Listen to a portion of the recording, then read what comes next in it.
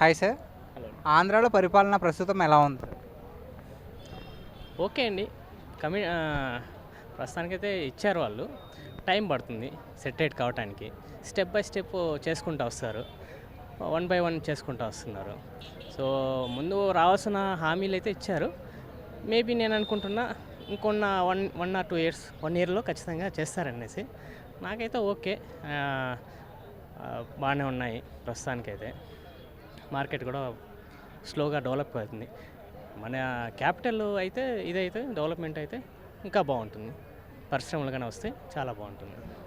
Sir, ఇప్పుడు పంచాయతీరాజ్ శాఖ మంత్రిగా పవన్ కళ్యాణ్ గారు ఉన్నారు కదా. ఆయన మారుమూల శ్రీకాకుళంలో మారుమూల గిరిజన ప్రాంతాల్లో రోడ్లైతే వేయించారు. మరి దీనిపై మీ అభిప్రాయం ఏంటి?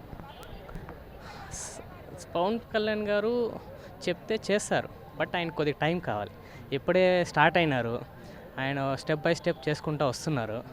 సో, ఓకే, నాకు తెలిసినంత వరకు చాలా వరకు ఆయన పాజిటివ్గా రెస్పాండ్ అవుతారు. త్వరగా యాక్షన్ తీసుకుంటారు. అదే నేను ఎక్స్పెక్ట్ చేస్తున్నాను.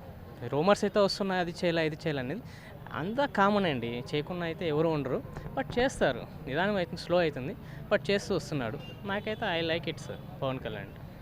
సార్, ఇప్పుడు గత ప్రభుత్వంలో రోడ్లు అస్సలు బాగాలేదు, చాలా దారుణంగా ఉన్నాయని చాలామంది ప్రజలు చాలా దారుణంగా చాలా దారుణంగా ఉన్నాయని అన్నారు కదా. సో, మీదే ఊరు సార్ ఇప్పుడు? మా చిత్తూరు డిస్టిక్ అండి. ఇప్పుడు రోడ్లు ఎలా ఉన్నాయి? మీ సైడ్ రోడ్లు ఎలా ఉన్నాయి? అంటే ఏది బెటర్? కొంచెమైనా ఏమన్నా బెటర్ అనిపించిందా రోడ్ల విషయంలో? మా సైడు ప్రస్తుతానికైతే గుంతలు ఉన్నాయి. 1 బై 1 పూడ్చుకుంటూ వస్తే ఓకే, స్టార్ట్ చేస్తారేమో. బట్ అయితే ప్రస్తుతానికి అలానే ఉన్నాయి. వస్తుందేమో అని అనుకుంటున్నాను. సార్, ఒక క్వశ్చన్ అయితే ఉంది సార్. అంటే పవన్ కళ్యాణ్ గారు లేకపోతే అసలు టీడీపీ అనేది గెలవదు అని కొన్ని అయితే వచ్చాయి. సో, దీనిపై మీరేమంటారు? నాకు తెలిసే వరకు పవన్ కళ్యాణ్ గారు మెయిన్ కీ రోల్ అండి. యూత్ కానీ ఒక మార్పు అనేది ఈయన క్రియేట్ చేశాడు. సో, పవన్ కళ్యాణ్ చాలామందిని ఎంకరేజ్ చేస్తాడు. ఏదో సంథింగ్ చేయాలని దీంట్లోకి వచ్చాడు ఫీల్డ్లోకి. సో, ఆ క్రియేషన్ అయితే 100% పవన్ కళ్యాణ్ ఎఫర్ట్స్ అయితే చాలా ఉందండి.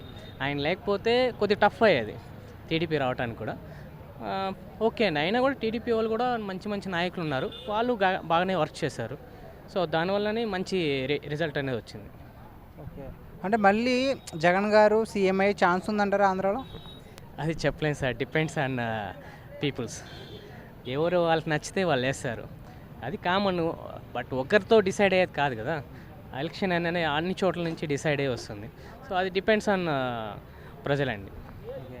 అంటే మొన్న జగన్ గారు 2.0 అని అంటే ఏంటో చూపిస్తాను, మరో 30 ఏళ్ళు మేమే ఖచ్చితంగా అధికారంలో ఉంటాము అని చాలా కాన్ఫిడెన్స్గా అయితే చెప్పారండి. మరి ఏమంటారు మీరు?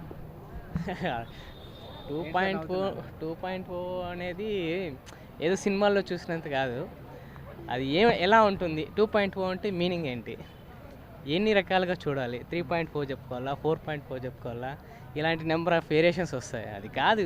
జనాలకు కావాల్సింది ఏమంటే డెవలప్మెంట్ వస్తే ప్రతి ఒక్కరు అక్కడ ఏదో ఒకటి చేయగలుగుతారు. డెవలప్మెంట్ లేకుండా ఏం చేసినా దానివల్ల యూజ్ లేదు కదా. సార్, అంటే వల్లభనేని వంశీ గారు అరెస్ట్ అయ్యారు కదా. సో, అతని మీద తప్పుడు కేసులు పెట్టారు అని జగన్ గారు అంటున్నారు. మరి దీనిపై మీరేమంటారు? నాకు తెలియదండి. నాకు అంత ఐడియా లేదు.